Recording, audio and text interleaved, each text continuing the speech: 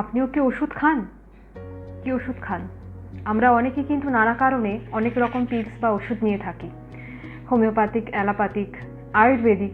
আপনি কোনটা নেন? যদি এর মধ্যে কোনোটা নিয়ে থাকেন তাহলে সেটা কিন্তু আপনার শরীরের হেল্প করছে, কিন্তু মেন রহস্যটা লুকিয়ে আছে কিন্তু আপনাদের মনে। আমাদের মাইন্ড, বডি এবং সোল, তার যে ওষুধটা সেটাকে তো আপনারা তাকে দিচ্ছেন না। তাহলে ওষুধ, ভুড়ি ভুড়ি ওষুধ খেয়ে কী লাভ হবে? কিছুই লাভ হবে না। আলটিমেটলি যেটা হচ্ছে সেটাই হবে।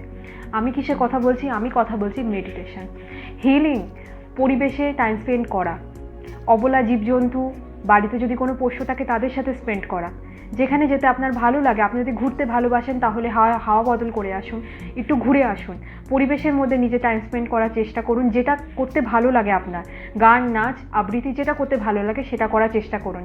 নিজের সোলকে ফিট করুন, নিজের সোলকে সেই মেডিসিনটা দিন, তবেই না আপনার শরীরটাও ভালো থাকবে।